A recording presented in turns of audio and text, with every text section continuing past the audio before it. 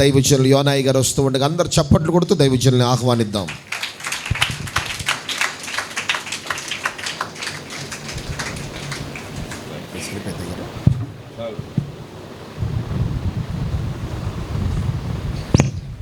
Fan శబ్దం ఎలా అవుతుంది? ప్రభునామకు స్తోత్రములు. కలువరిలో యేసు దారపోసిన అమూల్యమైన రక్తములో కడగబడి మానవ లోకానికి క్రీస్తు ప్రేమను వెదజల్లుచు దేవుని పనిలో అద్భుతంగా వాడబడుతున్న అభిషక్తులు, అనుభవనీయులు, గౌరవనీయులు, ఘనులు, స్థానిక దైవజనులు రవి గారికి, అలాగే వారి కుమారుడు స్వరూపన ఆ బాబుకి, వారి కుటుంబానికి, కూడి వచ్చిన దైవ సేవకులకు, దైవ సేవకురాండ్రకు, ఇక్కడ ఉన్న ఆర్కెస్ట్రా బృందానికి, మైక్ ఇంజనీర్ వారి బృందాలకు, వీడియోగ్రాఫర్స్ వారి బృందాలకు, మన గ్రామ నాయకులు, పెద్దలు, బాలురు, యవనులు, వృద్ధులు, మీ అందరికీ ప్రభు అయిన యేసు నామములో శుభాది వందనాలండి. ప్రభు మనల్ని ప్రేమించారు. దానికి రుజువు ఏంటంటే మనల్ని సజీవ లెక్కలో ఉంచారు. అందుకై ఒకసారి దేవునికి స్తోత్రం చెప్దామా? ఈ రాత్రి మన ధ్యానము నిమిత్తమై పరిశుద్ధ గ్రంథమైన బైబిల్లో నుండి ఒక మాట, రాజుల మొదటి గ్రంథం అన్నమాట, 8వ అధ్యాయం అన్నమాట. 37, 38, 39 3 వచనాలు ఎవరైనా చదివితే బాగుండనమాట. వినండి, రిఫరెన్స్ మరి యొక్క పర్యాయం అన్నమాట. రాజుల మొదటి గ్రంథం 8వ అధ్యాయం 37, 38, 39, 40 కూడా చదివితే చదవచ్చు. చదువునానా? దేశమందు క్షేమము గాని, తెగులు గాని, గాడ్పు దెబ్బ గాని, చిత్తపట్టుడు గాని, మిడతలు గాని, చీడ పురుగు గాని కలిగినను వారి శత్రువు వారి దేశ పట్టణములలో వారిని ముట్టడి వేసిన, ఏ తెగులు గాని, వ్యాధి గాని కలిగిన ఇశ్రాయేలీలకు, నీ జనులలో ప్రతి మనిషి తమ తమ మనోవ్యాధిని తెలిసికొనును గదా. ఒక్కడైనా జనులందరైనా ఈ మందిరము తట్టు తమ చేతులు చాపి ప్రార్థనా విన్నపములు చేసిన ఎడల ప్రతి మనిషి యొక్క హృదయం నీవెరుగుదువు గనుక నీవు ఆకాశమును నీ నివాస స్థలమందు విని క్షమించి దయచేసి ఎవని ప్రవర్తనను బట్టి వానికి ప్రతిఫలమివ్వండి. సరిపోదు. పురుషుల్లో ఎవరైనా చదవండి 38వ వచనం. రాజుల మొదటి గ్రంథం 8వ అధ్యాయం 38వ వచనం. చదవలేరా? ఇశ్రాయేలీలకు నీ జనులలో ప్రతి మనిషి తమ తమ మనోవ్యాధిని తెలిసికొనును గదా. ఒక్కడైనా జనులందరైనా ఈ మందిరము తట్టు తమ చేతులు చాపి ప్రార్థన విన్నపములు చేసిన ఎడల ప్రతి మనిషి యొక్క హృదయం నీవెరుగుదువు గనుక నీవు ఆకాశమును నీ నివాస స్థలమందు విని క్షమించి దయచేసి ఎవని ప్రవర్తనను బట్టి వారికి ప్రతిఫలం ఇవ్వండి. ఇది ఈ పూట మీకు ప్రసంగం. ఇందులో ప్రాముఖ్యమైన మాట మనోవ్యాధి అన్నమాట. ఏ మాట? మనోవ్యాధి, దాని ఉనికి. ఈ పూట మీకు ప్రసంగం. దేవుడున్నారు, ఆయన పేరు యెహోవా. ఆయన 5 లక్షణాలు కలిగిన అదృశ్య దేవుడు. ఆయన మొదట దూతగణాలను చేసుకొని ఆనందించారు. అందులో ప్రముఖ దూత గర్వించి కొందరిని పోగు చేసుకొని దేవుని సింహాసనానికి సమముగా సింహాసనం కోరుకున్నప్పుడు దేవుడు వారిని పట్టి పాతాళమును చేసి అందులోకి త్రోసివేశాడు. ఎవరో? దేవుడైన యెహోవా. ఆ దేవుడు తన వాక్కుని విడుదల చేసి 5 దినాలు సృష్టిని చేసి 6వ దినాన దేవలోకాన్ని వీడి భూలోకానికి వచ్చి తను ఎలా ఉంటాడో ఆ రూపులో తన స్వహస్తాలతో మట్టిని తీసి బొమ్మను చేసి నాసికలోకి జీవాయువును ఊదగా నరుడు జీవాత్మాయ. అతడే ఆది నరుడు. అతని పేరే ఆదాము. దేవుడే పెట్టాడు. ఈ ఆదాము ఒంటరిగా ఉండడం దేవునికి ఇష్టం లేక తనకు జంటను చెయ్యాలని ఆదామునకు గాఢ నిద్ర కలుగజేసి అతనిలో నుండి ప్రక్కటెముకను తీసి రక్తమును మాంసమును తీసి దానినే నారీగా చేసి ఆయన లేపి ఆయన ముందు పెట్టాడు. ఇది ఎవరు అబ్బాయి అన్నాడు. ఇది నా నుండి తీయబడింది, నాది, నారీ అన్నారు. అవును, నీదే, నీ కొరకే చేశా గనుక ఈ తోటను మీరు ఏలండి, సమస్త భూమి మీద ఉన్న వాటికి పేర్లు పెట్టండి, సమస్తము మీ స్వాధీనంలో ఉంటుంది. నేను పరలోకానికి వెళ్ళి దూతల స్తుతులు ఆగ్రహించి వస్తా, నన్ను కూడా స్తుతించి నన్ను ఆనందపరిస్తే మిమ్మల్ని ఆనందపరుస్తానని వచ్చి వెళుతున్న రోజులు.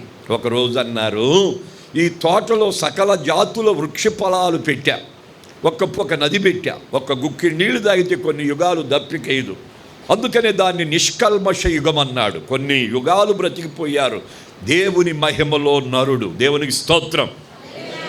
అయితే మధ్యలో ఒక చెట్టు పెట్టా, దాని పండు తినకండే అన్నారు. ఎందుకు తింటామయ్యా అన్నారు. ఈ త్రోయబడిన వాడు వచ్చి అవ్వను మోసగిస్తే ఆమె తిని అది ఆదాముకి ఇచ్చి ఇద్దరు తిని దేవునికి దూరమై లోకములో మిళితమై ఇదిగో అపవాదికి లోబడి అసత్యములోకి వెళ్ళి అపవాది స్థలమైన పాతాళానికి వెళ్ళిపోతున్నాడు. అయితే దేవుడు పరలోకానికి వెళ్ళిపోయాడు. వీళ్లకు దేవునికి మధ్య పాపం అడ్డుగా వచ్చింది. అప్పుడు దేవుడు ఈ పాపం కొరకై పరిహారం చేయడానికి సాధనాలు కల్పించాడు. మొదటి మందిరం ఏదేను తోట. తరువాత తోటలో నుంచి బయటికి నెట్టినప్పుడు అదే చెట్లను పందిరిలాగా వేసుకొని అందులోనే సునగోగుల్లో వాళ్ళు ప్రార్థన చేశారు. తరువాత గుడారాలు వచ్చినాయి, గుడారాల్లో ప్రార్థన చేసుకున్నారు. తర్వాత కట్టడాలు మొదలయ్యాయి. ఇప్పటికీ ఇలాంటి మహిమగల మందిరాలు కట్టుకోవడం జరుగుతుంది. దేవునికి స్తోత్రం. అయితే మానవుడు తన భార్యను కూడినప్పుడు వాళ్లకు సంతానం కలుగుతుంది. తండ్రి ఆజ్ఞ మీరి పాపం చేస్తే కొడుకు నరహంతకుడయ్యాడు, మనవుడు త్రాగుబోతయ్యాడు. మునిమనవుడు నానా విధాలైన కోపం, కక్ష, భేదం, విభేదం, అల్లరి, నీచ కార్యాలతో నిండిపోయి ప్రజలు విస్తరిస్తున్నారు, పాపం పెరిగిపోతారు. ఈ పాపాన్ని పరిహరించడానికి దేవుడు సాధనాలు కల్పించాడు. అయినా వాటిని వినియోగించుకోకుండా వారి ఇష్టానుసారంగా అపవాదికి లోబడి పాపులుగానే బ్రతుకుతున్న వేళ దేవుడు తన మహిమను చూపించాలని తన ప్రజల మధ్యలో నివసించి వారి బాగోగులు చూడాలని వారందరినీ ఆత్మరక్షణిచ్చి నిత్యత్వానికి వారిని తీసుకొని వెళ్ళాలని ఒక వాంఛ చేత దేవునికి ఒక ఆలోచన కలిగింది. అది యెషయా గర్భాన దావీదును పుట్టించి దావీదు అనే భక్తునితో చెప్పాడు, దావీదా, నేను మీ మధ్యలో ఉంటా, నా కొరకు ఒక మందిరాన్ని కట్టు అన్నాడు. అప్పుడు ఆయన ఓర్మాను కళ్ళాన్ని కొని అందులో బలర్పించి తెగులును ఆపుకున్నాడు. దానికి మోరియా పర్వతం అని పేరు పెట్టాడు. అందులో ఒక మందిరం కట్టడానికి అన్నీ సంసిద్ధం చేశాడు. దేవుడు మళ్ళీ అన్నాడు, నువ్వు వద్దులే, నీ చేతులు యుద్ధంతో రక్తమయమైనవి కదా, అలాంటి చేతులతో నాకు మందిరం వద్దు, కనుక నీ గర్భాన పుట్టిన కొడుకు ద్వారా కట్టించుకుంటాలే, కొద్దిగా ఆగుబాబు అన్నారు. అప్పుడు అతను ఆగిపోయాడు. అప్పుడు దావీదునకు 19 మంది కొడుకులు. అందులో ఎవరికి వారే నేనే రాజరికం చేయాలనుకుంటే దేవుని దగ్గర ప్రార్థిస్తే దేవుడు సొలొమోనును రాజుగా చేయమని చెప్పారు. ఈ సొలొమోనును రాజుగా చేయటానికి దేవుని మహాకృప అతని మీద నిలిచింది. దావీదు ప్రేమ, దేవుని మహాకృప, యాజకుని ప్రార్థన, ప్రవక్త ప్రవచనాలు, ప్రోత్సాహం, తల్లి కన్నీటి ప్రార్థన, చిన్న వయసులో సొలొమోను రాజైనాడు. దేవునికి స్తోత్రం. రాజైన సొలొమోను ఒక రోజు దేవుని దగ్గర మిగిలిపోయాడు. దేవా, నీవు దిగొచ్చి నా ప్రార్థన ఆలకించి నన్ను దీవించిపో అని కేకేశాడు. సొలొమోనా ఏంటి అనుకుంటే దిగొచ్చాడు ఆయన. ఏముంది నాయన, చిన్న వయసులో రాజుగా చేశావు బాబు, అనుభవం లేదు, వయసు లేదు, ఇటు చూస్తే లక్షల మంది ప్రజలు, అయ్యో వీళ్ళని ఏలటాకి నాకు జ్ఞానం ఎక్కడికి వచ్చింది కనుక నాకు వివేకాన్ని ఇచ్చిపెట్టి వెళ్ళు అన్నాడు. అయితే నువ్వు అడిగింది నాకు ఇష్టమైంది రా సొలొమోనా. రాజులు అడిగితే దీర్ఘాయువు అడుగుతారయ్యా, రాజులు అడిగితే యుద్ధం జయం అడుగుతారు నానా, రాజులు అడిగితే పేరు ప్రఖ్యాతులు అడుగుతారు బాబా, రాజులు అడిగితే వెండి బంగారాలు అడుగుతారా. నువ్వేంటట నాకు అర్థం కాలేట. ఈ ప్రజల్ని ఏడటానికి జ్ఞానం అడిగావు కదట, నాకు ఆనందం పుట్టిందిట కనుక నీకు జ్ఞానం ఇస్తాట, జ్ఞానంతో పాటు ఘనతనిస్తాయిట, ఘనతతో పాటు నువ్వు అడగల ఔషర్యాన్ని కూడా ఇస్తానన్నాడు. దేవునికి స్తోత్రం. ఇచ్చేయి బాబు, అంతకంటే ఏం కావాలని దండం పెట్టాడు, ఇచ్చాను పొమ్మన్నాడు. దేవునికి స్తోత్రం. అలా జ్ఞానాన్ని పొందుకొని చుట్టూ రాజులతో సంధి కుదిరి యుద్ధాలు లేకుండా రాజ్యభరణం చేస్తున్న సొలొమోనుకు దేవుడు రెండోసారి ప్రత్యక్షమయ్యాడు. సొలొమోనా అన్నాడు. ఏంటయ్యా అని సాగిలపడ్డాడు.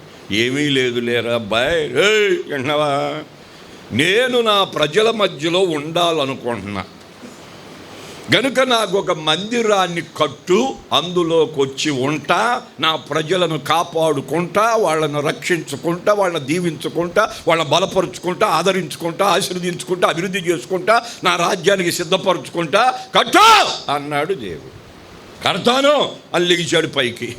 అప్పుడు ప్రపంచానికి పిలుపునిచ్చాడు. సర్వ సృష్టి గల దేవుడైన యెహోవా ఒక మందిరం కట్టమని నాతో చెప్పారు. మా నాన్నగారు కొంత పోగు చేసి రెడీగా ఉంచాడు. మీ దేశంలో మీకు దీవెన కావాలంటే ఆ దేవుని కొరకు మీకున్న శ్రేష్టమైన వస్తువుల్లో ఏవైనా పంపించుకోండి, దేవుడు మిమ్మల్ని దీవిస్తాడని పిలుపునిచ్చాడు. వెండి ఉన్నవాళ్ళు వెండి పంపారు, బంగారం ఉన్నవాళ్ళు బంగారం పంపారు, రత్నాలు ఉన్నవాళ్ళు రత్నాలు పంపారు. విన్నారా? ఇనుము ఉన్నవాళ్ళు ఇనుము, చెక్క ఉన్నవాళ్ళు చెక్క, రాగి ఉన్నవాళ్ళు రాగి, ఇత్తడి ఉన్నవాళ్ళు ఇత్తడి. విన్నారా? అంటే ఏది ఉన్నవాళ్ళు అది తీసుకొచ్చి పడేస్తుంటే మనోడు కట్టడం మొదలెడితే ఆ మందిరం పూర్తయినాక ఇంకా తెస్తున్నారు. ఇక ఆగండి చాలు, తర్వాత చూసుకుందాం, ఇక్కడికి ఆపండి అన్నాడు. దేవునికి స్తోత్రం. అంత వస్తుందన్నమాట దేవుడు ఇస్తే. దేవునికి స్తోత్రం. సరే, మొత్తానికి మందిరం కట్టేశాడు. ప్రజలందరినీ మీకులాగా 12 గోత్రాలు పిలిచేశాడు, ప్రాకారములో పెట్టేశాడు. మోకాటి మీద ఉండండి రాబాయ్, మాయ్ మోకాటి మీద ఉండండి అని చెప్పాడు. వాళ్ళకి మీరు గదిలో కూర్చోండి ఇట్ట.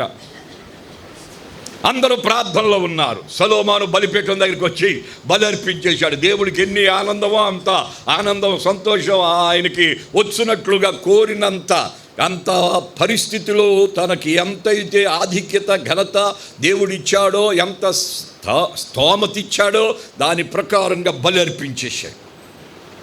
దేవుడు బలిని అంగీకరించి దిగొచ్చి వారి ప్రార్థనలు వింటాడనమాట. అప్పుడు ప్రజలందరూ వింటుండగా సొలొమోను ప్రార్థన ఈ 8వ అధ్యాయం అన్నమాట. ఇది సుదీర్ఘమైన ప్రార్థన. సృష్టికర్తవైన దేవా, ఆకాశ మహాకాశాలు పట్టజాలనంత గొప్పదేవా, ఈ చిన్న మందిరంలో నిన్నేం పెడతాం బాబా, గనుక మా కోసం నిన్ను నీవు మహిమను తగ్గించుకొని మా మధ్యకు వచ్చి మమ్మల్ని దీవించి పోయా, వస్తానన్నావుగా రానానా, మమ్మల్ని చూసిపెట్టు బాబా అని చెప్పేసి ప్రార్థన చేస్తూ చేస్తూ చేస్తూ ఇప్పుడు మనం చదువుకున్న ముత్యాల మూట వదిలాడనమాట. దాన్నే వివరించి ముగిస్తా ఈ పూట. అంతా కలిపితే ఇంకొక అరగంట ఉంటుందా? పర్వాలేదా నాన్న? ఓ 2 గంటలు చెప్పమంటారా? ఎట్టా? ఎవరో చెప్పట్లా. సరే, ఒక అరగంట చూద్దాం లేరా. చదువు మళ్ళీ 38వ వచనం. ఇశ్రాయేలీలకు నీ జనులలో ప్రతి మనిషి తమ తమ మనోవ్యాధిని తెలిసికొనును గదా. దేవునికి స్తోత్రం. మందిరాలు ఎందుకు కట్టాలి? ఆయన ఇక్కడెందుకు కట్టాలి? ఏంటి ఇక్కడ అని చెప్పి అనేవాళ్ళకి ఈ మాట అన్నమాట. వింటున్నారు ఈ పూట? జాగ్రత్తగా వినండి ఆ మాట. దేవుడు ఆకాశ మహాకాశాల పైన ఉత్తర దిక్కున మేఘమండలం మీద మహిమ సింహాసనాసీనుడై ఎవ్వరూ సమీపింపలేని తేజస్సులో అమరత్వం కలిగి వసించువాడు దేవుడు. ఆయన పేరే యెహోవా. దేవునికి స్తోత్రం. దేవుడు ఎవరు అంటే ఏమని చెప్పాలి మీకు? యెహోవా అని చెబుతున్నా నేను. యెహోవాయే దేవుడని తెలుసుకొనుడి. ఆయనే మనల్ని పుట్టించెను. మనము ఆయన వారం, ఆయన మేపు గొర్రెలం. అర్థమైపోయిందిగా. ఇప్పుడు దేవుడు ఎవరని లోకం అడిగితే ఏం చెప్పాలి నువ్వు? యెహోవాయే దేవుడు. దేవునికి స్తోత్రం. ఆ యెహోవా దేవుడు తన స్థలాన్ని వీడి కట్టిన ఈ మందిరములోకి వచ్చేసాడు. దేవునికి స్తోత్రం. ఈ మందిరాన్ని మొదటి స్థలం ఈ పేరు షాలేం అన్నారు, తర్వాత దాన్ని యెరూషలేం అన్నారు, తర్వాత మందిరం కట్టిన తర్వాత దానికి సియోను మందిరం అని పేరు పెట్టారు. ఆ సియోను మందిరం చుట్టూ ఉన్న నివాసులకు సియోను వాసులని పేరు పెట్టాడు. ఆ చుట్టూ ఉన్న ప్రాకారం కట్టిన తర్వాత ఈ సియోను పురం అని పేరు పెట్టారు. దేవునికి స్తోత్రం.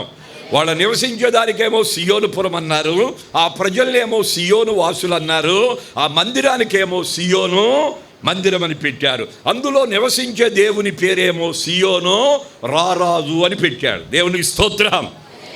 ఇప్పుడు ఈ మందిరములో దేవుడు ఉండటం వలన, ఇది సియోను మందిరం అవటం వలన సియోనులో నుండే దీవెన, సియోనులో నుండే ఆశీర్వాదం, సియోనులో నుండే రక్షణ, సియోనులో నుంచే దీవెన, సియోనులో నుంచే అభివృద్ధి, సియోనులో నుంచే ఐశ్వర్యం, సియోనులో నుంచే ఘనత, సియోనులో నుంచే కీర్తి, సియోనులో నుంచే దర్శనం, సియోనులో నుంచే స్వరం, సియోనులో నుంచే మహిమ, సియోనులో నుంచే వెలుగు, సియోనులో నుంచే ప్రభావం, సియోనులో నుంచే ఆత్మ, సియోనులో నుంచే వరాలు, మహిమ ప్రపంచానికి అందుద్దని లేఖనములు చెప్పే మాట గుర్తు చేస్తున్న ఈ పూట. దేవునికి స్తోత్రం. మళ్ళీ ఒకసారి చెప్పుకో ఈ పూట. విని ఈ మాట. ఎక్కడ? సియోను మందిరం. ఆ కట్టిన మందిరం దగ్గర బయట ప్రాకారములో బలిపీఠం కట్టి బలర్పించి సొలొమోను ప్రార్థన చేస్తున్నాడు. ఏమని? దేవా యెహోవా, నీవు మా మధ్యకు వస్తానని చెప్పావుగా, మందిరంలో ఉంటానని చెప్పావుగా, మరి నేను కోరుకుంటున్నా, నా మాటినే అన్నాడు. ఏంట్రా అబ్బాయి అన్నాడు. ఏముందయ్యా, నీ ప్రజలైన ఇశ్రాయేలీలు ఒక్కడైనా జనులందరైనా తమ తమ మనోవ్యాధి తెలుసుకొని బాబా దాంతో బాధపడి కృంగి కృషించి మంచంలో పడి పోటాకి రెడీగా ఉన్నారు నాన్న. కనుక మనోవ్యాధి మానవులను కృంగజేస్తుంది బాబా. మనోవ్యాధన కొట్టేసి వాళ్ళను స్వస్థపరిచి పోయ్యా అని చెప్పి ప్రార్థనలో కూర్చున్నాడు. దేవునికి స్తోత్రం. ఏ వ్యాధి? మాట్లాడాలి మీరు గట్టిగా. ఏ వ్యాధి? వినిప్పుడు మానవుడు మట్టితో చేయబడ్డాడంటగా. ఓ అందాల బొమ్మ, నీ బొట్టుకంత మట్టి అంటగా. ఊరికే గుర్చేస్తున్నా మీకు ఈ పూట. దేంతో చేశాడు మానవుడిని? మట్టే. అర్థమైపోయిందిగా మీకు. ఈ మట్టి దేహానికి శరీర బలహీనతలు కొన్ని ఏర్పడతాయి అంటగా. శరీరం అంతా రోగాల పుట్ట అంటగా. ఏంటంట? ఏంటది? శరీరం అంతా ఏ పుట్ట? రోగాల పుట్ట. ఊరికే మీకు అర్థమవడానికి ఇక్కడ శరీర సంబంధమైన వ్యాధి గురించి మాట్లాడలే ఆయన. మనోవ్యాధి ప్రజలకు ఉంది, దాన్ని పోగొట్టి పోవాలి, నువ్వు వచ్చి బాగు చేసి వెళ్ళు అని ప్రార్థనలో కూర్చున్నాడు మనాడు. దేవునికి స్తోత్రం. సొలొమోను ప్రార్థనలో నీ ప్రజలైన ఇశ్రాయేలీలు వారి హృదయములో ఏముంది? మనోవ్యాధి ఉంది, దాన్ని బాగు చెయ్యాలి అని ప్రార్థించాడు.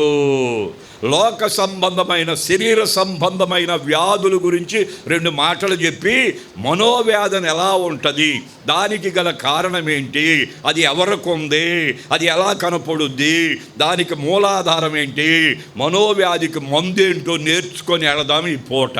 దేవునికి స్తోత్రం. ఒక్కసారి జుట్టెట్ట పట్టుకొని గట్టిగా లాగు. ఊడొస్తున్నాయి అంటగా. ఏంటయ్యి? దువ్యాను పెట్టి ఊరు కట్టాను, కుప్పలు ఓడుతున్నాయి అంటగా. అంటే కారణం ఏంటో తెలుసా నీకు? జుట్టుకి జబ్బు చేసిందంట. దేనికి? జుట్టుకి రోగం వచ్చిందంట. ఎందుకని? ఈ ఆలోచనలన్నీ ఇక్కడికి ఎక్కుతాయి అంటగా. ఈ ఆలోచన చేసి మొత్తం మెత్త గట్టిగా ఉండాల్సిన జుట్టు మెత్తగా అయిపోయి కాస్త పట్టుకొని లాగితేనే ఊడిపోతున్నాయి అంటగా. ఊరికే గుర్చేస్తున్నా మీకు. ఏంటబ్బాయి అంటే జుట్టు ఊడిపోయిన వాళ్ళు ఎవడో బాధపడక్కర్లా, భయపడక్కర్లా. రేయ్ నువ్వు రా, డబ్బు ఉంటే చాలు నీకు. హాస్పిటల్ ఉంది, మెడిసిన్ ఉంది, ఆపరేషన్ కూడా చేస్తాం. ఇప్పుడు బట్టతల అయిందనుకో, ఈ పక్కన ఉన్న ఎంటికలు తీసి ఇక్కడ కుట్టి మంచి కుర్రోళ్ళలాగా నీకు చూపిస్తాం. మా దగ్గర మందు ఉంది, నీ దగ్గర డబ్బు ఉంటే రా, జుట్టు బాగు చేసుకొని కుర్రోళ్ళ కనపడు వెళ్ళు అని డాక్టర్లు హాస్పిటల్లో కట్టి పిలుస్తున్నారు. దేవునికి స్తోత్రం. ఏ వ్యాధికి మందు ఉంది? జుట్టుకు పట్టిన వ్యాధికి మందు ఉంది. ఇకపోతే తల, ఈ టెంకి లోపల గుజ్జు ఉంటుందంటగా. ఏమంటారు దాన్ని? మెదడు అంటారా? మెదడు జబ్బులు కూడా వస్తాయి అంటగా. విన్నారు ఎప్పుడైనా? ఏ రోగం? మెదడు వాపు అన్నారు. ఇప్పుడు కొద్దిగా తగ్గినాయి, కానీ నా చిన్నప్పుడు చాలా ఎక్కువగా ఉండేవి. మెదడు వాపు వచ్చినా భయపడక్కర్లేదు, రండి. ఈ టెంకి మజ్జిగ పగలగొట్టేట తీసి గుజ్జు మీకు చూపించి శుభ్రం చేసి మళ్ళీ పెట్టి కుట్టేస్తాం. డబ్బుంటే వచ్చి బాగు చేసుకుపోండి, ఎవడో భయపడొద్దు అని లోకం పిలుస్తుంది. దేవునికి స్తోత్రం. ఏ వ్యాధికి మందు ఉంది? మాట్లాడట్లా మీరు? మెదడు వాపుకి ఏముంది? మందు ఉంది, ఎవడో భయపడక్కర్లేదు. దేవునికి స్తోత్రం. కొద్ది కిందకు వస్తే కళ్ళు ఉన్నాయంటగా, కళ్ళకు కూడా జబ్బు అంటగా. కళ్ళజోడు ఏంట్రా అబ్బాయి అన్నావనుకో, ఏం చెప్పాలి? 4 కళ్ళు వచ్చినాయి ఏంట్రా అంటే, అరే లోపల బలుపులు కొద్దిగా దెబ్బతిన్నాయిలేరా, అందుకని దాన్ని ఏం చేయాలి, కొద్దిగా ఆపరేషన్ చేసి తొలగియాలి, లేదా ఎట్టాడి గ్లాసులు వేసుకొని కొద్దిగా చూసుకొని బతకాలి అయ్యా అని చెబితే కంటి జబ్బులు అంటారు వాటిని. ఏ జబ్బు? ఇప్పుడు విను. జుట్టుకొక డాక్టరు, మెదడుకొక డాక్టరు, కంటికి ఒక డాక్టరు, ముక్కుకొక డాక్టరు, చెవికొక డాక్టరు, గొంతుకొక డాక్టరు, పళ్ళకొక డాక్టరు, నాలుగుకొక డాక్టరు. విన్నావా? ఈయన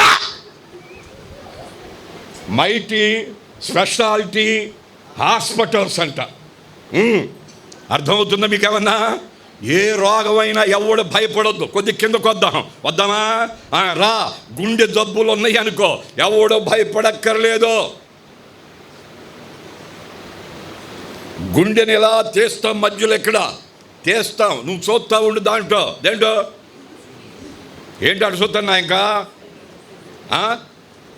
నువ్వు చూసుకో, మళ్ళీ నీకు చూపిస్తాం, మళ్ళీ శుభ్రం చేస్తాం, వాళ్ళు సరి చేస్తాం, లోపల పెట్టి కుట్టేస్తాం. వచ్చాయి లక్షలుంటే చూసుకో, బతికిపోతావు, భయపడమాక రా అని పిలుస్తుంది లోకం. దేవునికి స్తోత్రం చెప్పు. అర్థమైపోయిందా? గొంతుకు ఒక డాక్టర్, గుండెకి ఒక డాక్టర్, లివర్కి ఒక డాక్టర్, పేగులకు ఒక డాక్టర్, చేతులకు ఒక డాక్టర్, కీళ్ళకు ఒక డాక్టర్, నడుముకు ఒక డాక్టర్. విన్నావా? అర్థమవుతుందా మీకేమన్నా? ఎంతమంది హాస్పిటల్ పెట్టి ఏ రోగమైనా భయపడమాక, నీకేం పర్వాలా, బాగు చేసి పంపిస్తామని పిలుస్తున్నారు. దేవునికి స్తోత్రం. ఒక యవనస్తుడైన బిడ్డ, అన్నీ కలిగి ఉన్న కుటుంబం అంట, ఎందుకో తెలియదు, బయటికి వెళ్ళడం, ఇంట్లోనే ఉంటాడు, సరిగ్గా తింటలా, సరిగ్గా కుర్రోళ్ళలాగా ఉంటలా. ఏంటో అర్థం కాల తల్లిదండ్రులకి. ఏమైంది పిల్లాడు? తన వయసులు చూస్తే అట్ట, ఈడు చూస్తే అంటే ఎట్ట, బతుకేమైపోద్ది కాడికి అట్ట, మనం ఇట్టా చూసుకుంటే అట్ట, పోదాం హాస్పిటల్కి తీసుకెళ్దామని తల్లిదండ్రులు మాట్లాడుకొని పిల్లోని తీసుకొని బయలుదేరారు. ఎళ్ళంగానే టెస్టులు రాస్తున్నారంటే ఇప్పుడు ఊరికే గుర్చేస్తున్నాను మీకు. నా చిన్నప్పుడు డాక్టర్ దగ్గరికి వెళ్తే ఏంటి అబ్బాయి అనేవాడు, అయ్యా కొద్దిగా తలనొప్పిగా ఉందంటే ఒక 10 ఒక 5 పైసలు అద్దన బిల్లలో రాసేసి ఇది వేసుకోపో, దెబ్బకి వెళ్ళిపోదు పరా అని చెప్పేవాడు. ఇప్పుడు అట్ట కాదు, తలనొప్పి అయ్యా, అది ఏ నొప్పురు రే, అట్ట కాదు, బాడీ చెకప్ చేద్దామయ్యా అని లైన్గా తీసి ఒక 10,000 వేసి ఏమీ లేదు అని చెప్పి బయటికి పంపించారంటే వాళ్ళని, కుర్రోడిని. వీళ్ళకి అర్థం కాల, ఇదేంటి పిల్లోడు ఎంత నీరసం అయిపోయి అసలు తిండికి అసలు తింటలా, కుర్రోళ్ళ వంటలా, హుషారుగా వంటలా, అసలు పిల్లలు చూస్తే సినిమాలు, షికారులు, అమ్మాయిలు ఈడే అంటెట్ట, ఏమైంది ఇడికెట్ట, ఏమీ లేదు అంటాడేంటి డాక్టర్ గారు అట్ట, నువ్వు అక్కడ కూర్చో, ఆయన సంగతి ఏంటి తెలుసుకుందామని తల్లిదండ్రులు లోపలికి వెళ్ళారంట. ఏంటయ్యా అంటే మీ పిల్లాడికి శరీర సంబంధమైన వ్యాధి ఏ కోశాన మాకు కనబడలేదు, మొత్తం అంత బాగుంది. మరి ఎందుకు ఇట్ట అయిపోతున్నాడయ్యా అని అడిగితే ఆయన అన్నారట, మీ అబ్బాయికి ఏదో మొత్తానికి వ్యాధన ఏదో పట్టిందమ్మా, దాన్ని మనోవ్యాధి అంటారమ్మాయా. ఎన్నవే పిల్ల, మామూలు వ్యాధికైతే మా దగ్గర మందులు ఇంజక్షన్లు ఉన్నాయి కానీ అమ్మాయి, మనోవ్యాధనకు మా దగ్గర మందు లేదు. ఏవి తింటే అది, ఎంతకాలం ఉంటే అంతకాలం తీసుకెళ్ళి మీరు చూసుకోండి అని దండం పెట్టాడంట. దేవునికి స్తోత్రం. అర్థమైందా మీకేమన్నా? మామూలు ఏ వ్యాధి అయినా డబ్బుంటే చాలు బాగు చేసి పెడతాం, రమ్మని పిలుపే పిలుపు. దేవునికి స్తోత్రం. మరి ఏ వ్యాధిది? మనోవ్యాధి. దీనికి ఏమీ లేదు, అదుగో మందు లేదు. ఈ మందు దొరికే స్థలమే దాని గురించే చెప్పబోతున్నా. అసలు మనోవ్యాధి ఎలా ప్రారంభమవుద్ది, ఎవరికి ఉంటుంది, అది ఉందని అట్ట తెలుసుద్ది. ఏమన్నా విన్నావా? వినిప్పుడు మన దేశ సాంప్రదాయం మంచిది. ఎంత మంచిదని చెప్పాలి మీకు? ఓ మంచి పిల్లాడినిచ్చి ఒక మంచి పిల్లకి చూసుకొని పెళ్లి చేయటం మన దేశ సాంప్రదాయం. దేవునికి స్తోత్రం. ఓ మంచి కుటుంబంలో ఒక పిల్లాడికి, ఓ మంచి కుటుంబంలో ఒక పిల్లకి ఏం చేద్దాం, ఈ పెళ్ళిళ్ళు చేసేటప్పుడు మాట్లాడుకుంటూ ఉంటారు. అబ్బాయి గురించి ఏంటి అన్నామనుకో, అబ్బాయి ఏంటి బుద్ధిమంతుడు, యోగ్యుడు, గుణవంతుడు, శ్రేష్ఠుడు, బలవంతుడు, కష్టజీవి, సంపాదన పరుడు. మా అబ్బాయి మా ఇంట్లో పుట్టాడంటే మాకే అంటే ఆశ్చర్యంగా ఉంటుంది. అంత మంచోడు, అంత దీనుడు, అంత భక్తుడు, అంత విధేయుడు, అంత నమ్మకస్తుడు, అంతటి మంచోడు అని చెప్పేసి సర్టిఫికేట్ చేస్తారు పిల్లకి. పిల్లల గురించి అడుగుతారు, పిల్ల గురించి చెబుతారు. ఇక వీళ్ళు మొదలెడతారు. మా అమ్మాయి అని చెప్పటం కాదు కానండి, అసలు ఎట్టాడి పిల్ల మా ఇంట్లో పుట్టిందంటే మాకే ఆశ్చర్యం అండి, ఎంత పనికత్తండి, ఊరికట్ట చూసి చేసుకుంటా పోద్దండి. వింటున్నారండి? మంచి ప్రార్థన పరులండి, దీనురాలండి, విధేయురాలండి, నమ్మకస్తురాలండి. ఎవడో వింటున్నారా? ఎట్టాటి అమ్మాయి మా ఇంట్లో పుట్టిందంటే మాకే ఆశ్చర్యంగా ఉంటుందండి, అది మా అమ్మాయి అని చెబుతారు వాళ్ళు. పెళ్లి చేసిన నెల తర్వాత అటు ఇటు తిరిగిన తర్వాత బయట పడుద్దంటగా సోకంతా. చెప్పుకున్నాయన్నీ బాగానే ఉంటాయి అంట ముందు. అర్థమవుతుందా మీకేమన్నా? ఇప్పుడు విను. భర్త మంచోడు కాదనుకో, భార్యకేంటి ఆనందం, సంతోషమా? మరి ఏముంటుంది?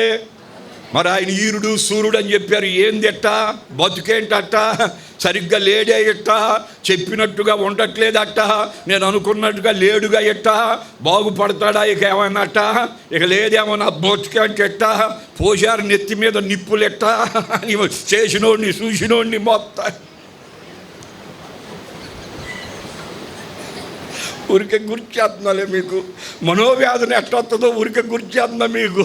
ఇక ఈ భర్త మంచోడు కాకపోవటం వల్ల భార్యకి ముందు బాధ, ఆ బాధే వేదన, ఆ వేదనే వ్యాధి అయిపోతుంది. దేవునికి స్తోత్ర. భార్య మంచిది కాదనుకో, భర్తకేంటి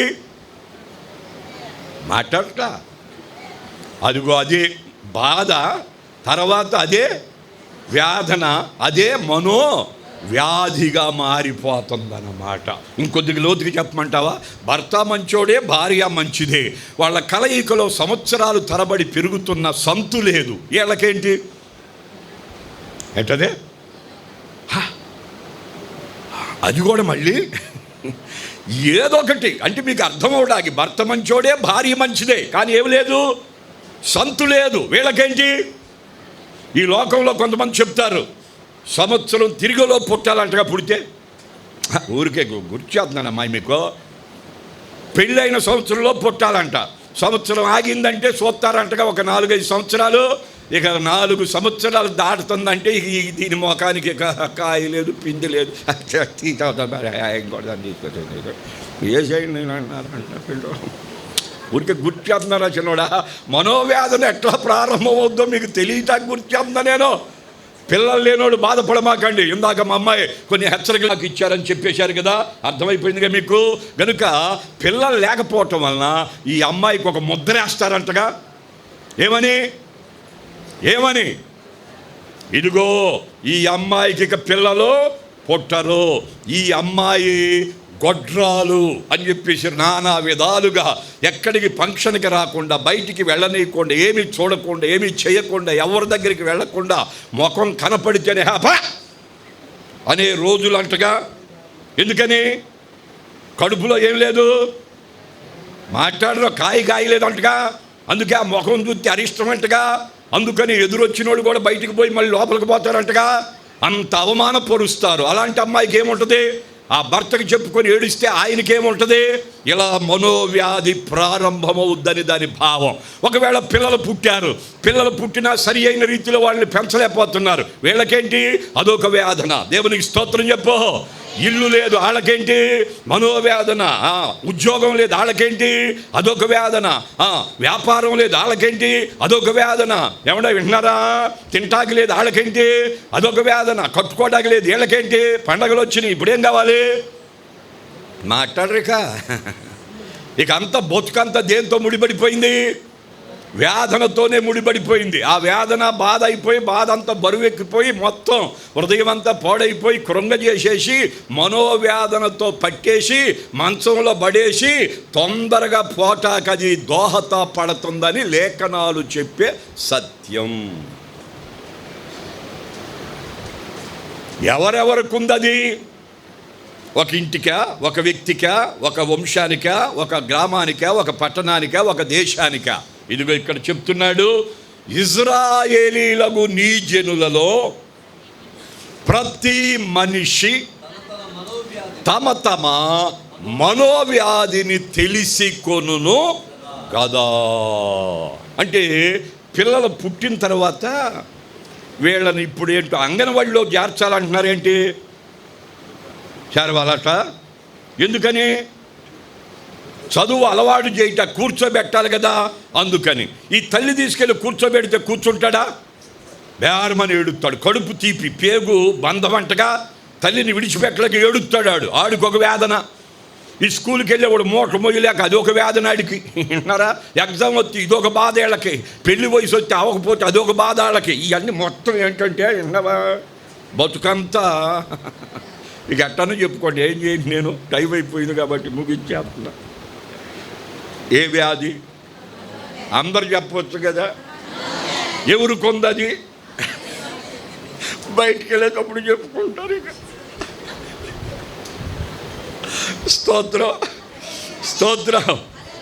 భర్తను బట్టి వ్యాధి, భార్యను బట్టి మనోవ్యాధి, కొడుకును బట్టి, కూతురును బట్టి, కోడలను బట్టి, మనవని బట్టి, మనవరాలను బట్టి, ఇరుగు పొరుగును బట్టి, బంధు రక్త సంబంధాలను బట్టి, ఏమండి ఏదో ఒక దాన్ని బట్టి మానవ హృదయం అంతా బరువెక్కి భారమెక్కి మనోవ్యాధనతో నిండిపోయింది. ఈ లోక సంబంధమైన హాస్పిటల్స్, డాక్టర్స్ శరీర సంబంధమైన వ్యాధులకు మాత్రమే మందు ఇవ్వగలరు. ఇప్పుడు మనోవ్యాధిని పోగొట్టుకోవాలనుకుంటే మందేది? సొలొమోను ప్రార్థనలో చెప్తున్నాడు, దేవా నీ జనులకు ఇజ్రాయేలీలు ఒక్కడైనా జనులందరైనా వారు తమ తమ మనోవ్యాధిని తెలుసుకున్నప్పుడు నీ మందిరంలోకి వచ్చి ప్రార్థించిన, నీ మందిరం తట్టు చేతులెత్తి ప్రార్థించిన ప్రతి మానవుని హృదయము నీ వెరుగుదు గనుక దయతో క్షమించండి, వాని క్రియలను బట్టి వాళ్లకు ప్రతిఫలం ఇచ్చి బాగు చేసి పెట్టి పో అని ప్రార్థిస్తున్నాడు. దేవునికి స్తోత్రం. మందిరాలు ఎందుకు కడతారు? మందిరం అంటే నీకు అర్థమవడానికి దేవుడు కోరుకున్న స్థానం. దేవునికి స్తోత్రం. ఈ ప్రజల ఆత్మరక్షణ కొరకు సిద్ధపరిచిన మందిరం ఇది. సమస్త జనులకు ప్రార్థనా మందిరం ఇది. అన్య జనాంగానికి ప్రార్థనా మందిరం. లోకములో మిళితమై అపవాదికి లోబడి శరీర కార్యాలకు లొంగి బలహీనులై, భక్తిహీనులై, అజ్ఞానంతో, అపరాధాలతో, అంధత్వంతో, అవిశ్వాసంతో, అనాలోచనతో, అసత్యములోకి వెళ్ళి అపవాది చేతులు జిక్కి నలిగిపోతూ బాధతో, వ్యాధనతో, కలవరంతో, కంగారుతో, ఆందోళనతో, అధైర్యంతో, దొంగతనంతో, వ్యభిచారంతో, త్రాగుడితో, జోదముతో, మత్సరముతో, భేదముతో, విభేదముతో తమ్మును తాము పాడు చేసుకుంటూ కుటుంబానికి నాశనం చేసి జీవితాలు పాడు చేసుకుంటున్న వ్యక్తుల కొరకు సిద్ధపరిచిందే దేవుని మందిరం. దేవునికి స్తోత్రం. హాస్పిటల్కి వెళ్తే రోగం పోగొట్టే స్థలాలవి. మనోవేదన పోగొట్టడానికి దేవుడు పరలోకములో ఒక ఆలోచన చేశాడు. మన రూపములో చేయబడిన నరుడు అపవాదికి లోబడి అసత్యములోకి వెళ్ళి అపవాది వారి మీద పెట్టిన భారాన్ని బట్టి, కాడిని బట్టి కృంగి కృషించి నశించి మనోవేదనతో మంచంలో పడి కాలం చేసి అపవాది స్థలమైన పాతాళానికి వెళ్ళిపోతున్నాడు. అందుక నరుని చేసింది కాదు కదా, ఆ అపవాది చేతిలో నుంచి విడిపించాలి, పాతాళ మార్గమును మళ్ళించాలి, మానవునికున్న మనోవ్యాధిని కొట్టివెయ్యాలి, దానికి మందు తయారు చెయ్యాలని కోరుకొని, దేని కొరకు? మనోవ్యాధనకి ఏం చేయాలనుకున్నాడు? మందు చెయ్యాలనుకొని పరలోకములో ఒక ఆలోచన సభ ఏర్పాటు చేశాడు యెహోవా దేవుడు. కోటాను కోట్ల దూతలు నిలబెట్టి, మీలో ఎవరైనా భూలోకములో పరిశుద్ధంగా పుట్టాలి, పవిత్రంగా పెరగాలి, పరలోకపు సంగతులు బోధించాలి, ఆఖరిగా మానవుని యొక్క మనోవ్యాధన కొట్టివేయడానికి కలువరిలో రక్తమంతా దారపోసి శరీరమంతా ముక్కలు చేసుకొని చనిపోయి తిరిగి లేచి పరలోకానికి ఎక్కి రావాలి. ఎవరు వెళతారో రమ్మన్నారట. దూతగణాల్లో ఏ ఒక్కరూ ముందుకు రాల. దేవదూతలు కోటాను కోట్లు. ఈ మానవుని మనోవేదన కొట్టివేయటానికి ఏ వ్యక్తి కూడా లేక ఏ దేవదూత కూడా ముందుకు రాలా. శరాబులు కెరూబులు ఉన్నారట, ఏ ఒక్కరూ ముందుకు రాలా. అప్పుడు సృష్టిని కలుగజేసిన మహత్తు గల మాటను చూశారు. ఆ దేవుడైన యెహోవా ఆ మాట బయటికి వచ్చి, తండ్రి నేనున్నాను, నన్ను పంపమన్నారట. అది తండ్రికి అభిష్టమయ్యి ఆ వాక్కుని పట్టి ఆత్మ ద్వారా కన్యమేరి గర్భములోకి పంపి కృపా సత్య సంపూర్ణుడిగా పిండ ఉత్పత్తి చేసి నెల నిండాక కుమారుడుగా బయటికి తీసి 8వ రోజు సున్నతి చేయించి ఏటేటా మందిర అనుభవం కలిగించి ఆయన 12 సంవత్సరాల వరకు అధికారులతో, శాస్త్రులతో, పరిసయ్యులతో, సద్దూకాయలతో మాట్లాడుతూ ఆ బోధకు వారు ఆశ్చర్యపోయి, వీడికింత పాండిత్యం ఎక్కడిది? వీడి తండ్రి వడ్లవాడు కాడా? యోసేపు కాడా? తల్లి మరియ కాదా? ఇతడు ఈ వయసులో ఎలా మాట్లాడుతున్నాడే ఆశ్చర్యం అనిపిస్తుంది. మనము ఎరుగనివి, మనకు మరుగైనవి, మనము గ్రహించలేనివి ఇతడు ఎలా చెప్పగలుగుతున్నాడు అని ఆశ్చర్యపోయారు. దేవునికి స్తోత్రం. అందుకని యేసు పుట్టుకే ఆశ్చర్యం, ఆయన పెరగటం ఆశ్చర్యం, ఆయన బోధ ఆశ్చర్యం. 30 సంవత్సరాలు వచ్చేదాకా ఇంట ఉండి తల్లి అయిన మరియ చెప్పినట్టుగా విని 30 దాటిన తర్వాత యోర్దానుకు వెళ్ళి యోహాను చేత బాప్తిసం పొంది ఆయన ఒడ్డుకు రాగా పరలోకపు తండ్రి లోకానికి పిలుపునిచ్చాడు. ఇదిగో ఈయన నా ప్రియ కుమారుడు, ఈయన యందు నేను ఏం చేయబోతున్నానంటే ఆనందపడబోతున్నాను. దేవునికి స్తోత్రం. ఇదిగో మీ కొరకు ఇచ్చేశాను అని ప్రభువు చెప్పగా యోహాను శిష్యులందరూ యేసుని వెంబడించడం ప్రారంభించారు. యేసయ్య పట్టణములో ప్రవేశించి బోధ ప్రారంభించాడు. బాబు మీరు దేవుని రూపం. మీ పితరులు ఉన్నారే ఆదాము అవ్వలు, అపవాదికి లోబడి అసత్యములోకి వెళ్ళారు. అది పాపం. ఆదామును బట్టి పాప శరీరాకారంతో పుట్టాం, జన్మ పాపం. పుట్టినవాడు పెరుగుతున్నప్పుడు చూపులో, తలంపులో, ఊహలో, నడకలో, పడకలో కర్మ పాపం చేసుకున్న వాళ్ళకి ఈ 2 పాపాల ఏలుబడిలో మీరున్నారు. ఈ పాపానికి పరిహారంగా మీ మనోవేదన కొట్టివేసి మిమ్మును ఆత్మరక్షణతో అలంకరించడానికి తండ్రి అయిన దేవుడు నన్ను మీ కొరకు, పరలోకములో ఉండవలసిన నన్ను మీ కొరకు పంపాడు. దేవునికి స్తోత్రం. నేను పంపబడిన వాడను గనుక మీ కొరకే వచ్చాను. ఇదిగో తండ్రి పరలోకమందున్నాడు, కోటాను కోట్ల దేవదూతలు ఆయనతో ఉన్నారు, నిత్యము ఆయన్ని స్తుతిస్తూ ఉంటారు. ఆయన సింహాసనాసీనుడై ఆనందపడతారు. ఆ ఆనందాన్ని పరిపూర్ణం చేసుకోవడానికి మిమ్మును చేశాడు. మీరేమో దేవుని ఆనందానికి భంగం కలిగించి అపవాదికి ఒడిలో పడ్డారు. అందుకనే సమస్యలతో సతమతమవుతూ శాంతి లేక, సమాధానం లేక, నెమ్మది లేక, ఆరోగ్యం లేక, అభివృద్ధి లేక, చీకటిలో, అంధకారములో, మరణ ఛాయలో పాతాళ పంచున బ్రతుకుతున్నారు. ఎవడైనా పరలోకానికి ఎక్కిపోవాలంటే పరలోకానికి మార్గం నేనే, రండి తీసుకుపోతా. భూలోకములో అపవాదికులో పడి అసత్యములోకి వెళ్ళారు కదా, ఆ సత్యము నుండి మిమ్మును సత్యములో నిలబెట్టడానికే పంపబడిన వాడిని, నేనే సత్యాన్ని, రండి నన్ను వెంబడిస్తే సత్యమును నేర్పిస్తా, సత్యములో స్థిరపరుస్తానన్నాడు. దేవునికి స్తోత్రం. అంతేకాదు, ఇదిగో మానవునికి 2 మరణాలు, ఒకటి శరీర మరణం, 2 ఆత్మీయ మరణం. శరీర మరణం అందరికీ సంప్రాప్తం. ఆత్మీయ మరణం పొందకుండా మిమ్మును జీవములోకి దాటింపజేయడానికి తండ్రి నన్ను పంపాడు. నేనే జీవం. దేవునికి స్తోత్రం. మార్గము నేనే, సత్యము నేనే, జీవము నేనే. నా తండ్రి పంపగా మీ కొరకు వచ్చాను. నేను మీ కొరకు చనిపోతాను, నా రక్తాన్ని ధారపోస్తాను, నేను మీ కొరకు యాగమైపోతాను. ఇదిగో నన్ను వెంబడిస్తే నా రాజ్యానికి మిమ్మల్ని తీసుకొని వెళ్తానని యేసు బోధించాడు. దేవునికి స్తోత్రం. ఎందుకు పంపబడ్డాడు యేసయ్య? మందిరాలు కట్టడానికి కారణం ఏంటి? క్రిస్మస్కు మూలాధారం ఏంటి? క్రిస్మస్ అంటే పాటని, ఆరాధనని, సంతోషమని, సమాధానమని, పండగని, ఇంకా అని మనం అనుకుంటున్నాం. అసలు క్రిస్మస్ అంటే అర్థం ఏంటంటే మనోవేదన పోగొట్టుకొని పరిపూర్ణమైన ఆనందాన్ని అనుభవించడానికి సిద్ధపరిచిందే క్రీస్తు జననం. దేవునికి స్తోత్రం, స్తోత్రం. అందుకని మీకు ఒక మాట ఇస్తా. సామెతల గ్రంథం అన్నమాట 31వ అధ్యాయం 6వ వచనం ఎవరైనా చదవచ్చు. ఆఖరి మాట ముగింపన మాట. త్వరగా. ప్రాణము పోవుచున్న వారికి మద్యమునివ్వండి. విను. మనోవ్యాధి గల వారికి ద్రాక్షారసం ఇవ్వండి. సొలొమోను మహనీయుడు చెప్తున్నాడు. ఏమని చెప్తున్నాడు?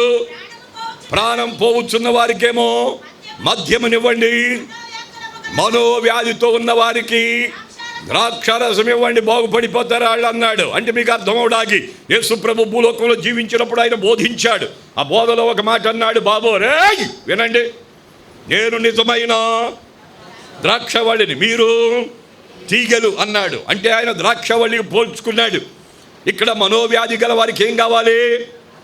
ద్రాక్షరసం ఇమ్మన్నాడు. ద్రాక్షరసం అంటే దాని మూలం ఏంటో తెలుసా? అర్థం ఏంటో తెలుసా? ధర్మశాస్త్రం మరుగై ఉన్న రక్షకుడైన క్రీస్తు ధారపోసే రక్తాన్ని గురించి చెప్పాడు. అదే మీకు అర్థం కావడానికి ఈ పూట క్రిస్మస్ అంటే మనోవ్యాధికి మందు. అదే ప్రభు అయిన యేసు ధారపోసిన రక్తమని చెబుటాకి నిలబడ్డాను. దేవునికి స్తోత్రం. అంటే ఇంకొద్దిగా మీకు లోతుగా అర్థమవడానికి, ఈ ఇజ్రాయేల్ ప్రజలకు పంట ద్రాక్షల పంట ఎక్కువ అన్నమాట, గోధుమల పంట, యావల పంట తక్కువగా ఉన్నవారు యావలు. ఏది మనకు బియ్యం కొనుక్కోలేకపోతే ఇదివరకు ఏం చేసేవాళ్ళం అంటే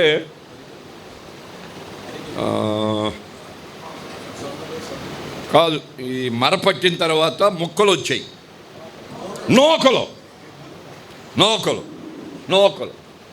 వింటున్నారా? బియ్యం కొనలేని వాళ్ళకి ఏం చేసుకునేవాళ్ళు?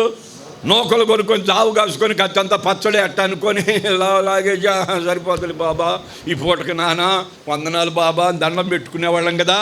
అది అన్నమాట. అయితే యావలంటేనేమో పేదవాళ్ళ కోసం తక్కువ రేట్ అన్నమాట, గోధుమలు అంటేనేమో మీలాంటి గొప్ప వాళ్ళకి ఎక్కువ రేట్ అన్నమాట. అర్థమైపోయింది ఈ పూట. అలాంటి పంట వేసే దగ్గర ఎక్కువ తోటలు ఏముంటాయి అంటే వాళ్ళకి ద్రాక్ష తోటలు ఉంటాయి. ఆ ద్రాక్ష గెలలో తెంచితే ఏమంటే ఒక గెల ఎంతమంది మోసుకొచ్చారు? 2 మోసుకొచ్చారు. అంత పంట అనమాట, అంత బరువు అనమాట, అంత పుష్కలంగా ఉంటుందన్నమాట. అది వాగ్దాన భూమి అనమాట, దేవుడు తన పిల్లల కోసం ఇచ్చిందనమాట.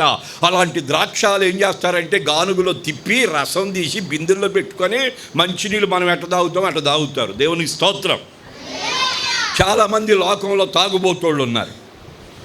వాళ్ళందరికీ ఏమయ్యా ఇది తప్పు కదా, ఇది మత్తు కదా, అది ఎందుకు మీరు అట్ట తాగుతున్నారు, అట్ట చేయమాకండి, ఆడపిల్లలు కూడా తాగుతున్నారట ఆ పండుగ అన్నామనుకో, ఏం పాస్టర్ వీడికి అసలు వాక్యం తెలియదు అనుకుంటా. యేసు ప్రభువే నీళ్లు ద్రాక్ష రసంగా చేసి తాగండి అని మొత్తానికి ఇస్తే ఆయన కూడా తాగితే తాగొద్దు అంటాడు. ఈడావిడ తెలియదు అనుకుంటే ఇక కృపావైనని పెట్టి అమ్ముతుంటే అక్కడ అర్థమవుతుంది. ఇక్కడ ఏం చెప్పను, నాకు టైం అయిపోయింది ఇక్కడ అని చెబుతూ ఉంటారు వాళ్ళు అక్కడ బయట. ఎవరినన్నా అడుగు, ఎందుకు రబ్బాయి అంటే మీకు తెలిసావదలేవా, యేసు ప్రభు చేయించాడు ఆ రోజుల్లో పెళ్లిలో. అందరు దాగి తెలియదు, ఆయన దాగి తెలియదు, మేము దాగితే వచ్చిందా? అర్థం చేసుకో, లోతుగా చెప్పలేను. వండిన ద్రాక్షారసం మద్యం. ఏంటది? ద్రాక్షరసం నిల్వ చేసి కెమికల్ కలిపి దాన్ని వండుతారండి. దాన్ని నిల్వ చేసి సీసాలకు ఎక్కి చేస్తే లోడు మొత్తం అన్నమాట. కాడు బతుకి అంతే. ఇక భార్యకి పనికిరాడు, పిల్లలకు పనికిరాడు, ఆడే పనికిరాడు కాడు.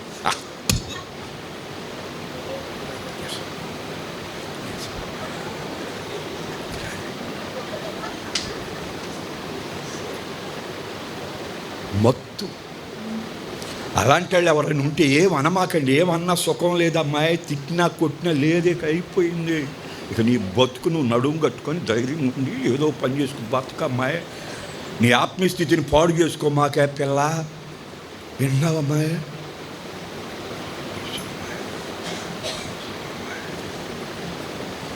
అరే నిజమా? అందుకనే వండిన ద్రాక్షారసం మద్యం, పిండిన ద్రాక్షారసం పానం. అందుకని నా ప్రభు ద్రాక్ష వల్లికి పోల్చుకున్నాడు. ఆయన్ని సిలువకు అప్పచెప్పాడు తండ్రి. దేవునికి స్తోత్రం. ఎవరు అప్పచెప్పాడు? దేవుడైన యెహోవా తన కుమారుడైన యేసుని సిలువకు అప్పచెప్పాడు. ఎందుకని? ప్రతి మనిషిలో ఏముంది? మనోవ్యాధి ఉంది. ఈ మనోవ్యాధిని కొట్టివేసి మానవునికి మనశ్శాంతినిచ్చి పరలోకానికి తీసుకుని వెళ్ళడానికి పంపబడ్డాడు. కాబట్టి ఆయన శరీరం మొక్కలు చేసేశారు. ఆయన రక్తమంతా భూమిని తడిపేసింది, ఆఖరి బొట్టు వరకు కార్చేశాడు. అందుకనే ఆ గానుగుల్లో తిప్పినట్టుగా యేసయ్యని ఏం చేశారు? తిప్పి రక్తమంతా పిండేశారన్నమాట.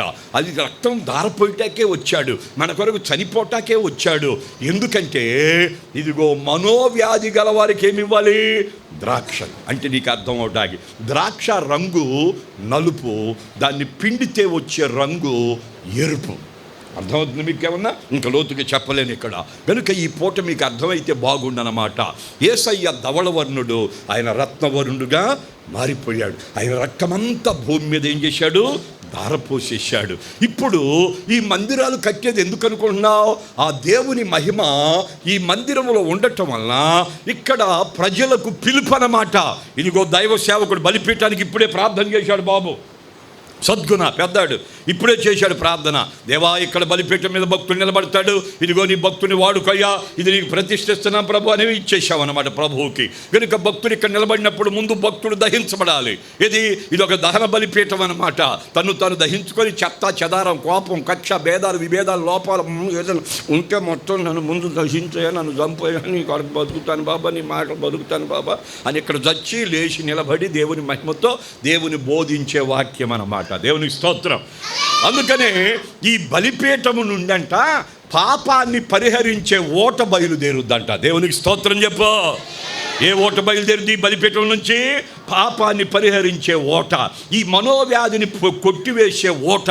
అదే క్రీస్తు కలవరిలో దారపోసిన అమూల్యమైన, పరిశుద్ధమైన, పవిత్రమైన, నిర్దోషమైన, నిష్కళంకమైన, ఏ లోపము లేకుండా సంపూర్ణమైన పరిశుద్ధ రక్తమే మానవ హృదయములో ఉన్న మనోవేదన కొట్టివేయటానికి శక్తి గల మందు. దేవునికి స్తోత్రం, స్తోత్రం. డాక్టర్లు చెప్తున్నారు, లోకం చెప్తుంది మనోవ్యాధికి మందు లేదని. దేవుని సేవకునిగా దేవుని స్థలములో ఉండి, దేవుని పరిశుద్ధ మందిరములో ఉండి నేను చెప్తున్నాను, మనోవ్యాధికి మందు ఉంది. దేవునికి స్తోత్రం, స్తోత్రం. అది కలువరిలో పరిశుద్ధుడైన యేసు దారపోసిన పరిశుద్ధ రక్తమే. దేవునికి స్తోత్రం. దేవుని మందిరమునకు నువ్వు వస్తే, ఎట్టి వ్యాధితో నువ్వున్నా, ఎట్టి మనోవ్యాధితో నువ్వున్నా, కృంగి ఉన్నా, బలహీనుడు అయిపోయినా, బాధతో ఉన్న, వేదనతో ఉన్న, వ్యాకులముతో ఉన్న, దుఃఖముతో ఉన్న, కలవరంతో ఉన్న, కంగారుతో ఉన్న, ప్రాణం పోయే పరిస్థితిలో ఉన్నా, నువ్వు మందిరములో అడుగు పెడితే దేవుని మహిమ నిన్ను ఆవరిస్తుంది. ఇక్కడ బోధించినప్పుడు ఆయన రక్తము నీ హృదయాన్ని తాకుద్దే. అందులో ఉన్న బరువంతా, అందులో ఉన్న భారమంతా, అందులో ఉన్న చెడుగంతా, అందులో ఉన్న వేదనంతా, అందులో ఉన్న కలవరమంతా, అందులో ఉన్న కంగారంతా, అందులో ఉన్న భీతంతా, అందులో ఉన్న చెడుగంతా, అందులో ఉన్న అపవిత్రత అంతా పోగొట్టేసి నీ హృదయములో నెమ్మది, బరువు దించినట్టు అనిపించి తేలిక చేసేసి హృదయాన్ని పవిత్రపరిచేసి ఆత్మరక్షణతో అలంకరించడానికి పైనుండి పంపబడిన రోజే క్రీస్తు జన్మ రోజు. దేవునికి స్తోత్రం. అది క్రిస్మస్ అంటే. మానవ బతుకుని మార్చుకోవటానికి దేవుడు ఏర్పాటు చేసిన మందిరం కనుక గ్రామ నాయకులారా, గ్రామ పెద్దలారా, బాలురు, యవనులు, వృద్ధులారా, ప్రపంచాన్ని భరణం చేస్తున్న చక్రవర్తులారా, రాజులారా, మంత్రులారా, సామంతులారా, అధికారులారా, అధిపతులారా, సామాన్యులారా, కడు భిక్షగాళ్ళారా, ఎంతకాలం వేదనతో ఉంటావు?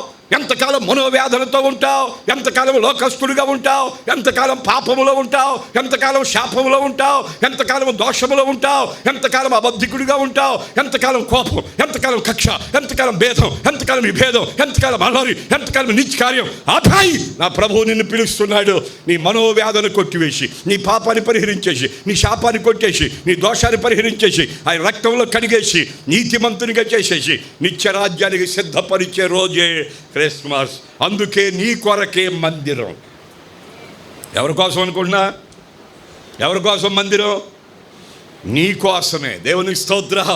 మన గ్రామ ప్రజలందరూ మందిరం అనుభవంలో రావాలని, దేవుని నమ్ముకోవాలని, పరిశుద్ధ రక్తంలో కడగబడాలని, పవిత్రంగా, నీతిగా, యథార్థంగా, లోపం లేకుండా దైవ రూపములకి మారి దేవుని స్వరమిని, దేవుని వెలుగు చూసి దేవుని రాజ్యం కొరకై సిద్ధపడాలని ఒక వాంఛ చేత సిద్ధపరిచింది దేవుని మందిరం. ఇది నీ కొరకే. దైవమా, అదిగో ఆయన నాతో మాట్లాడుతున్నాడు, నీతో చెప్తున్నాను. దేవుని పిల్లలారా, దైవ జనాంగమా, ఈ భూభాగ ప్రజలారా, ఈ మందిరము నీ కొరకే కట్టబడింది. నీ ఆత్మరక్షణ కొరకు. నీ కుటుంబం అంతా ఆత్మరక్షణ పొందాలి. శరీర రక్షణ అంటే డబ్బు ఉంటే చాలు, హాస్పిటల్కి వెళ్ళి బాగుపోడు. మనోవేదన ఉంది, పాపం ఉంది, శాపం ఉంది, దోషం ఉంది, అపరాధం ఉంది, అంధత్వం ఉంది, చీకటి కార్యాలు ఉన్నాయి, రహస్య దారుడు ఉంది, బతుకంత పాడై ఉంది. దాన్ని బాగు చేయటానికి సిద్ధపరిచిందే దేవుని మందిరం. ఇక ఇంతకు మించి నేనేం చెప్పను. అందుకని సొలొమోను మహనీయుడు ప్రార్థనలో కూర్చొని, బాబా ఆయన ఈ జనులయ్యా, ఇజ్రాయేల్ అయ్యా, వాళ్ళు తమ మనోవ్యాధులు తెలుసుకొనయ్యా మందిరంలోకి వచ్చి ప్రార్థిస్తే బాబా ఆ మనోరోగాన్ని కొట్టేసి బాగు చేసి పెట్టు బాబా. అక్కడి నుంచి రాలేక, ఇష్టపడలేక, ఒకవేళ భయపడి ఎక్కడైనా ఉండి మందిరం తట్టు చేతులెత్తి ప్రార్థిస్తే బాబా, నడవలేని పరిస్థితుల్లో మంచాల్లో ఉండి మూలుగుతూ ఉంటే బాబా, చేతులెత్తి ప్రార్థన చేస్తే నాన్న ఆ ప్రార్థన కూడా ఆలకించి వాళ్ళని కూడా బాగు చేసి పెట్టయ్యా, ఆ మనోవేదన కొట్టేయ్యా, ఆత్మరక్షణతో అలంకరించయ్యని సొలొమోను మహనీయుడు ప్రార్థించాడు. దాన్నే చెప్పాను ఈ పూట. కనుక దేవుని పిల్లలారా, ఎంతకాలం మనోవేదనతో మంచంలో ఉంటావు? ఎంతకాలం తిన్నా అది వంట పట్టకుండా ఉంటావు? ఎంతకాలం దిగులుతో కృంగిపోతూ ఉంటావు? ఎంతకాలం ఎవరికి చెప్పుకోలేని పరిస్థితిలో అనగారిపోతూ ఉంటావు? ఎంతకాలం నీకు నువ్వే ఏడ్చుకుంటూ ఉంటావు? ఎంతకాలం దిగులుతో కృంగిపోతూ ఉంటావు? ఎంతకాలం నిన్ను నువ్వు పాడు చేసుకుంటూ ఉంటావు? ఎంతకాలం నీ కుటుంబాన్ని ఏడిపించుకుంటూ ఉంటావు? ఆపై నా ప్రభువు నిన్ను పిలుస్తున్నాడు, రా. ఇదిగో ఒక భక్తుడున్నాడు, రవి గారు. ఆ భక్తునితో చేయి కలుపు, మోకాళ్ళు కలుపు, కన్నీరు కలుపు, దైవశక్తిని దించు, దేవుని మహిమను అనుభవించు. మనోవేదనకు మందుంది లేదని చెప్పే వాళ్ళకి చెప్పండి, నా యేసు రక్తమే మనోవ్యాధికి మందు. దేవునికి స్తోత్ర. అది ఎట్టి వ్యక్తినైనా కనికరించి, కటాక్షించి, దయతో చూసి, ప్రేమతో ఆయన ఆ హృదయములో ఉన్న వేదన బరువంతా తొలగించి తేలిక చేయగల సమర్థుడు, తండ్రి ద్వారా పంపబడిన రక్షకుడైన నా ప్రభు అయిన యేసు క్రీస్తు. దేవుడొక్కడే, ఆయనే యెహోవా. దేవుని ద్వారా పంపబడిన వాడే ప్రభు అయిన యేసు. మనందరి మనోవేదన కొట్టివేసి ఆత్మరక్షణ ఇవ్వడానికి గనుక యేసు దగ్గరికి రండి, పాపాలు ఒప్పుకోండి, పశ్చాత్తాపడండి, ఆ పాపాన్ని పరిహరించుకుందాం, ఆయన రక్తంలో కడగబడదాం, పరిశుద్ధంగా బ్రతికిపోదాం, నరకాన్ని తప్పించుకుందాం, ఆత్మతో నింపబడదాం, మోక్షానికి వెళ్ళిపోదాం, యుగాలు జీవిద్దాం. అట్టి అభిషేకం ఇవ్వటాకే దేవుడు మిమ్మల్ని అందరినీ ప్రేమించి భక్తుల్ని లేపి ఈ మందిరాన్ని దేవుడు కట్టించాడు. అందుకనే బైబిల్లో చాలా మాటలు ఉన్నాయి, కానీ అవన్నీ చెప్పలేను. నా చిన్నప్పుడు పాట పాడేవాళ్ళు, ఈ మధ్య కూడా పాడేవాళ్ళు, ఇప్పుడు ఏంటో పాటలేదు ఆ పాట. మందిరములోనికి వందనీయుడు యేసుని చేరండి. ఎందుకో వచ్చా పాట. కలవరమైన కలతలు ఉన్న తొలగిపోవును ఆలయాన. ఏంటి నా చేత పాడేటకు రెడీగా ఉన్నారు వీళ్ళ? అసలు పాడరే అంటమ్మాయి, పాటది అయిపోయిందా? మనోవ్యాధులున్న, శరీర వ్యాధి ఉన్న, బలహీనతలున్న, ఎట్టి పరిస్థితిలో ఉన్న మందిరములోకి వస్తే దేవుని మహిమ నిన్ను ఆవరిస్తుంది. నీ పాపమంతా పరిహరిస్తుంది, నీ భారమంతా తొలగిస్తుంది, నీ ఆత్మను తేలిక చేస్తుంది, నీ శరీరాన్ని తేలిక చేస్తుంది. లేడి పిల్లవలి గంతులు వేసి పరిశుద్ధతలో, నీతిలో, యథార్థతలో, సంపూర్ణతలో ఎదిగి ఆ దేవుని రూపంలోకి మార్చబడి ఆ దేవునితో మాట్లాడుకుంటూ దేవరాజ్యానికి ఎక్కిపోవడానికి సిద్ధపరిచింది దేవుని మందిరం. అందుకనే దేవుని మందిరానికి ఇంకో పేరేంటో తెలుసా? చెప్పమంటారా? ఏమీ లేదు, పరలోకపు గవిని. మిల్లుకి చెబుతారే, గట్టిగా చెప్పండి ఎవరికన్నా. మందిరం ఏంటంటే ఎక్కడంటే ఇదేనాయా పరలోకానికి గవిని, దీంట్లోకి వెళ్తే దేవుడు మనతో మాట్లాడతాడు. ఆనాడు యాకోబుతో మాట్లాడాడు, మనతో కూడా మాట్లాడతారు, రా అని చెప్పాలి. అంతేగాని గవిని గవిని అంటే ఏం తెలుసు దానికి? మందిరం అంటే ఏంటనుకున్నావు? పరలోకానికి ఎవడైనా ఎక్కిపోటానికి ఎక్కడికి రావాలి? దేవుని మందిరానికి రావాలి. ఇదే పరలోకపు గవిని అని పేరు పెట్టాడు. ఆ గవిని గురించి ఇప్పుడు చెప్పలేను, దాంట్లో అడుగు పెడితే జరిగే విషయాలు ఇప్పుడు చెప్పలేను. ఎప్పుడైనా ఒకసారి పిలవండి, అప్పుడు చూసుకుందాం. ఈ పూట కాపేస్తున్నానే కనుక ఎంతకాలం మనోవ్యాధంతో బాధపడతావు? రండి, దేవుడు నిన్ను ప్రేమిస్తున్నాడు. భక్తునితో భక్తిలో పెరగండి, భక్తుడు చెప్పిన వాక్యాన్ని వినండి, ఆత్మీయ లోతుల్లోకి వచ్చేయండి, పరిశుద్ధ అలంకారం ధరించుకుందాం. ప్రభువు పరిశుద్ధుడు కనుక ఆయన రాబోతున్నాడు. మహిమ మేఘం వస్తుంది, దాన్ని ఎక్కేద్దాం, మధ్యాకాశానికి వెళదాం, విందారగిద్దాం, పరలోకానికి వెళదాం, వివాహాన్ని జరిగించుకుందాం, భూలోకానికి వద్దాం, దీన్ని భరణం చేద్దాం. ఇదంతా లయమైపోయి నూతన ఆకాశం, నూతన భూమి, నూతన యెరూషలేము పట్టణంలో యుగయుగాలు బ్రతికిపోదాం. అందుకు దేవుడు నిన్ను ప్రేమించాడు. గ్రామ ప్రజలారా, నిన్ను ప్రేమిస్తున్నాడు.